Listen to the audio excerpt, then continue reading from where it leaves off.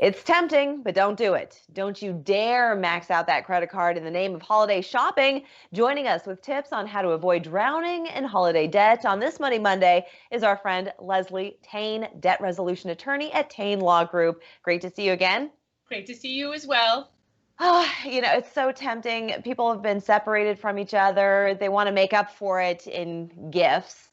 Why shouldn't they do that?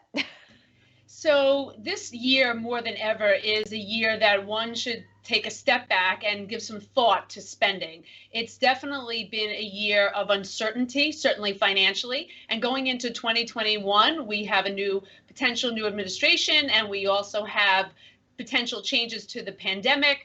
And with all of that uncertainty, we really can't predict financially what's going to happen. So I know that this time of year that people want to spend and they want to show their love in the way of buying gifts. But this year, again, more than ever, it makes sense to be a little bit more conservative in spending. I'm so glad that you brought up the fact that we could be seeing a new administration at the start of the year, and that means there's been a lot of talk of another lockdown, or we still don't have another stimulus that's ready to be presented. So yeah, things are quite uncertain indeed. Let's talk about when you incur credit card debt, because that is the easiest way to find yourself drowning in debt. It's so easy to flash the plastic, but then when the bill comes, it seems to take forever to pay those things down.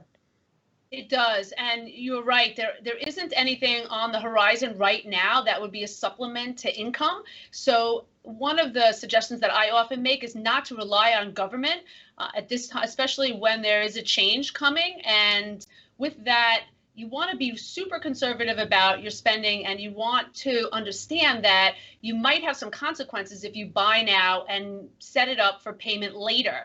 So if you don't have the money in your budget to spend, my recommendation would be to cut back and find a way to gift and show your love and appreciation this holiday season in other ways other than spending.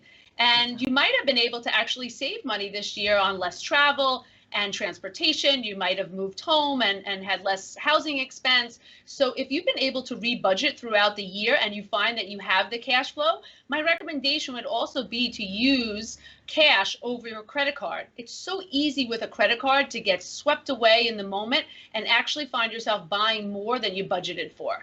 We talked to a gentleman from debt.com who said the same exact thing. Pay with cash. It's so hard to let go of the green when you don't see it, your wallet emptying out. It's the easiest thing to do, but then when you have to actually pay with cash, it really limits you on what you want to spend. Can we just talk real quick about credit card interest rates and so forth, and why making minimum payments means that you're going to be paying on one credit card for 30 years? That's true. If you make the minimum payment, you could be making payments for anywhere from 22 to 35 years, assuming that you never even add any other charges onto that credit card balance. So it's not designed to be paid off if you make minimum payments, because the minimum payments are less than the interest rate. So the balance is building faster than the payments that you're making. That's why it takes so much time to pay it off. So keep that in mind, that if you don't pay off the balances, that anything that you purchase actually cost you more. So if you were waiting for sales and you went to make a purchase to get something on sale, you actually might be paying more than even the original price of the item if you're going to carry it on a credit card that has interest rates of anywhere from 13 to 22%. Such a good point. Such a good point. Same thing when you use your credit card to pay for groceries or gas. You're going to be paying for that tank of gas forever. Not worth it. You could be. If you budget to pay off your credit card debt, it's okay to spend on credit cards. Even though I'm a debt resolution attorney and I regularly renegotiate credit cards for people who have challenges paying, I'm not against using credit cards. They can be used effectively and efficiently. Maybe you want points or you get cash back. There's lots of benefits. But the key is being able to budget and pay it off and know that you have X amount of dollars to spend each month within your budget, and then pay it off at the end of the month. Excellent advice. We've got a couple other tips that we want to get to, but why don't we take a break here? We'll be right back. Welcome back on this Money Monday. We have welcomed Leslie Tayne, a good friend from the Tayne Law Group. We've been talking about budgeting this holiday season. You do not want to find yourself racking up credit card debt and to start a brand new year with that hanging over your head. So there are different ways in which you can spend your money wisely. I want to talk about some of the other tips in terms of maybe shortening that gift list. You don't have to give a gift to everyone you know. Not this year. So with the restrictions on our ability to spend this year and the uncertainty in the financial world, it's wise to really trim that list down or find ways and creative ways that you could show your love and appreciation during the holiday season. So maybe as a family, you agree to buy one person, almost like a secret Santa in the family, or you agree that there's a spending limit. And it's okay to say to family members and friends, hey, this year was challenging for me financially. I don't have the budget that I had last year. So this year, this is what I'm able to do. And I'd like to be a part of the gift giving, but this is my limitation.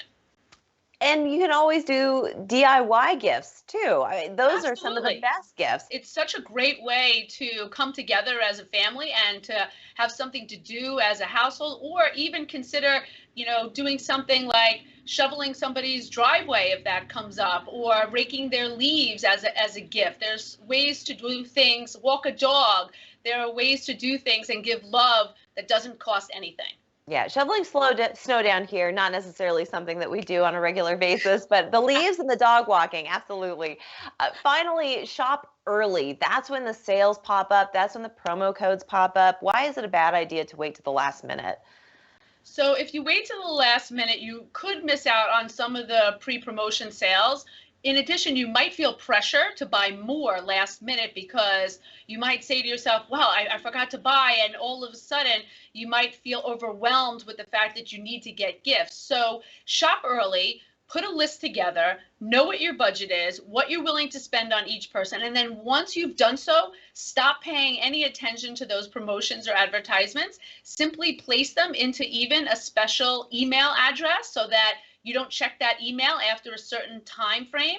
So this way it's not in front of you, luring you in to spend more.